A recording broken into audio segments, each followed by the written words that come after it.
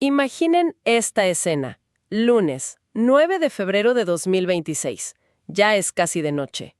Un jugador de primer nivel, un delantero campeón, está ahí, sentado en la sala de espera del aeropuerto de Monterrey. Pero no está varado por el clima, no. Está varado por el silencio. Esperando una llamada, una sola llamada que va a definir su futuro. Mientras a kilómetros de distancia, dos directivas negocian a contrarreloj. El mercado de fichajes está a minutos, literalmente, de cerrar. Es que esa imagen condensa toda la tensión del fútbol moderno, ¿no? A veces vemos los traspasos como, no sé, números fríos en una hoja de cálculo. Pero esta historia nos recuerda el factor humano. Hay una persona en el centro de todo, un profesional con la maleta lista, cuya carrera pende del sonido de un teléfono. Y es justo ahí donde nos vamos a meter hoy. Vamos a analizar el sorpresivo, dramático y la verdad casi cinematográfico traspaso de Nicolás Ibáñez, de Tigres a Cruz Azul, cerrado sobre la bocina. Para entenderlo, revisamos un montón de reportes de prensa deportiva que siguieron la historia minuto a minuto. La idea es, tratar de desentrañar qué pasó, por qué fue todo tan apurado y qué significa esto para todos, ¿no? Para el jugador y para los dos clubes. Ese es un caso de estudio perfecto. Ves como las necesidades urgentes de un club, las frustraciones de un jugador y una oportunidad inesperada. Cómo todo choca en unas 36 horas. Y el resultado es un desenlace que nadie, pero nadie veía venir. Una verdadera operación de emergencia. De acuerdo. A ver, empecemos a desempacar esto por el principio. La crónica de este fichaje relámpago. La noche de ese lunes, Cruz Azul no es que necesitara un delantero, lo necesitaba con una urgencia desesperada. La presión era máxima, porque, como dicen varias fuentes, ya venían de varios fracasos en el mercado. Exacto. Este no era el plan A ni el B, probablemente. Los reportes detallan negociaciones muy avanzadas y luego caídas por el brasileño Joao Pedro. Cierto, del gremio. Del gremio. Y por el colombiano Miguel Borja, de River Plate. Esos fracasos, por plata o por tiempos, dejaron a la directiva de Cruz Azul contra la pared. El tiempo se agotaba, y el hueco en la delantera, era un abismo. Piensa que ya no estaba Sepúlveda y se lesiona gravemente el Toro Fernández. No tener un 9 era casi renunciar al título. Y en ese contexto de crisis, de repente surge el nombre, Nicolás Ibáñez. Las fuentes describen las negociaciones con Tigres como vertiginosas. Un medio habla de 36 horas de conversaciones, pero el acuerdo final, el sí, se cerró en los últimos minutos antes del cierre del sistema. Que la hora oficial límite son las 7, pero siempre hay un margen si la negociación ya está en proceso. Y lo fascinante aquí es cómo esa necesidad del club se cruza con el drama personal del jugador. O sea, mientras los directivos estaban al teléfono, negociando, Ibáñez ya estaba en el aeropuerto de Monterrey. Hay citas textuales de él con la prensa que son increíbles. Capturan el momento. Se le ve tenso, midiendo cada palabra. Sí, esas declaraciones son oro puro. Le preguntan si ya es de Cruz Azul y responde casi en voz baja: no puedo decir nada porque están hablando entre las directivas. Y un poco después, con un poquito más de optimismo, añade: ya falta poco. Es el retrato de la incertidumbre. Él ahí, con su maleta, esperando la luz verde para subirse al avión a Ciudad de México. Una luz verde que, según los reportes, no llegó hasta pasadas las 9 de la noche. Es que esa espera lo humaniza todo. El cierre de registro se convierte en el villano de la película, ¿no? El reloj en la pared que no para. Cada minuto que pasaba aumentaba el riesgo de que todo se cayera por un tecnicismo. Y te imaginas, el club sin delantero y el jugador en un limbo. Esa imagen del jugador en vilo es potentísima. Y te lleva a pensar que para llegar a ese punto, algo ya debía estar roto en su relación con Tigres. Porque a pesar de ser campeón reciente, las fuentes que revisamos pintan un cuadro de frustración profesional muy, muy claro. Totalmente. Y aquí entramos al porqué de todo esto, que a primera vista es extraño. Un jugador de 31 años, goleador probado, campeón con Pachuca, campeón con Tigres. ¿Por qué querría irse así de un equipo tan poderoso? La respuesta está en un dato que es demoledor y que mencionan las fuentes.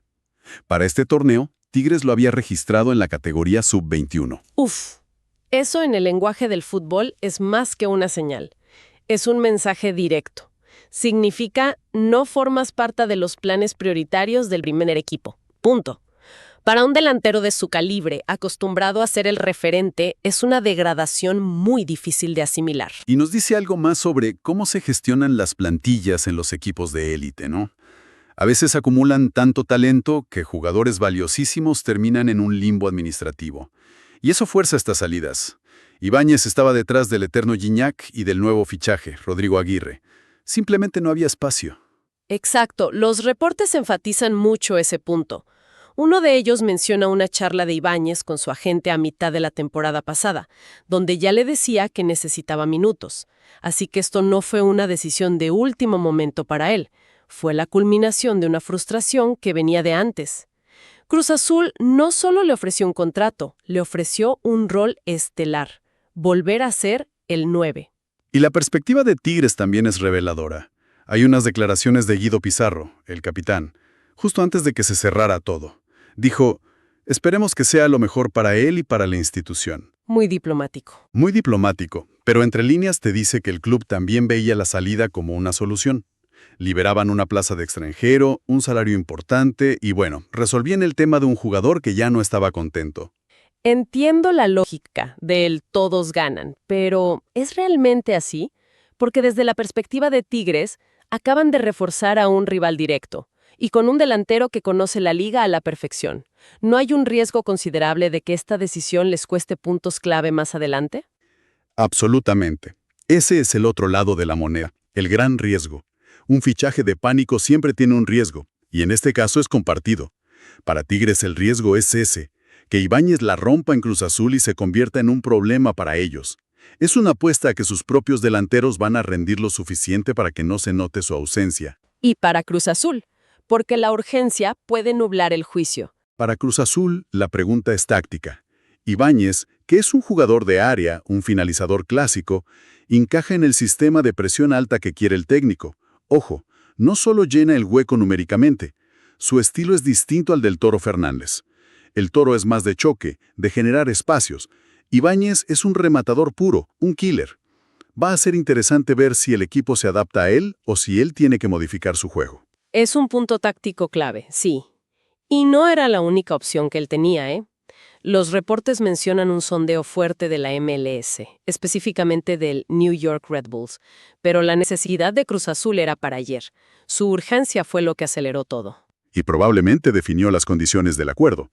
La desesperación de un comprador casi siempre beneficia al vendedor. Hablemos de eso, de los detalles del trato. ¿Cómo quedó el acuerdo final? Según los informes, el contrato es por 2 años, con opción a un tercero. Para un jugador de 31 años es una estabilidad importante. Y la cifra del traspaso, que es lo que todos comentan, ronda los 2.5 millones de dólares. Una cantidad que podría aumentar con bonos. Y aquí podemos debatir, ¿es mucho? ¿Es poco? Para un delantero suplente de 31 años podría parecer elevado, pero para un goleador con casi 90 tantos en la liga, comprado en una emergencia, muchos dirían que Cruz Azul consiguió un precio bastante razonable. Y ya es oficial, por cierto. Ibáñez fue registrado en la Liga MX y va a usar la 9. Y la historia tiene su pequeña anécdota. Al principio, en la página de la liga, su registro apareció por error con la camiseta de Tigres. Lo corrigieron rapidísimo, pero es un detalle que te habla del caos y la prisa con que se hizo todo. Me imagino el mini infarto de alguien en la oficina de la liga a las 11 de la noche, corrigiendo eso a toda prisa. Un pequeño blooper para coronar un día de locos. Pero más allá de eso, el número 9 en Cruz Azul no es cualquier cosa. Carga con una historia y una presión inmensas. La afición lleva años esperando un goleador que llene ese vacío. Y sus estadísticas lo respaldan, con esos casi 90 goles. Es una garantía, en teoría. Pero la pregunta del millón es, ¿y ahora qué? La cronología inmediata es clara. Llegó a Ciudad de México este martes, fue directo a los exámenes médicos y si todo va bien, se une al equipo ya. Y aquí viene el dato más jugoso, el que parece escrito por un guionista. Su posible debut es este mismo domingo, 15 de febrero. Y por una de esas ironías del destino, es en el Estadio Azteca contra su ex equipo, Tigres. La suspensión del Toro Fernández le abre la puerta de par en par. No solo para ser convocado, sino para ser titular. Es increíble. de estar varado en el aeropuerto de Monterrey un lunes, sin saber si se cerraba o no el trato, a poder enfrentar y quizá marcarle a sus compañeros de la semana anterior apenas 6 días después. La famosa ley del ex en su máxima expresión. La narrativa es potentísima. Y hay una capa estratégica más que es importante: los torneos internacionales. Ibáñez no va a poder jugar la vuelta de la CONCACAF Champions Cup contra Vancouver, porque el fichaje fue después del plazo. Sin embargo, sí puede ser registrado para la siguiente ronda, si Cruz Azul avanza. Esto te dice que no lo ven solo como un parche para la liga, sino como un refuerzo para competir en todos los frentes. Bien, hagamos una pausa y recapitulemos.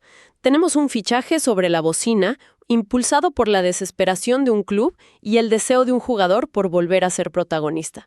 Todo encapsulado en esa imagen, la de la espera en el aeropuerto. Y como decíamos, aunque en el papel parece que todos ganan, está lleno de matices y riesgos. Cruz Azul tiene al goleador que le urgía, pero debe adaptarlo. Ibáñez consigue los minutos, pero con toda la presión de ser la solución inmediata. Y Tigres resuelve un problema, pero a costa de potenciar a un rival. El resultado real lo veremos en la cancha. Exacto. Y para cerrar, quiero dejar una reflexión final, que va más allá de la táctica, más allá de las cifras. Pensemos en el aspecto mental.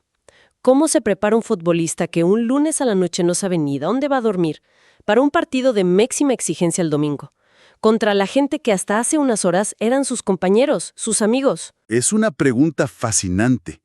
¿Y qué nos dice esto sobre la naturaleza del fútbol de élite? Nos muestra que las lealtades pueden cambiar tan drásticamente como un estatus de vuelo en la pantalla de un aeropuerto. Y nos habla de la resiliencia, de la capacidad de adaptación casi sobrehumana que se les exige a estos atletas, una fortaleza mental que a menudo no vemos. El domingo, si juega, no veremos solo a un nuevo delantero, veremos a un profesional que acaba de vivir una de las semanas más vertiginosas de su vida.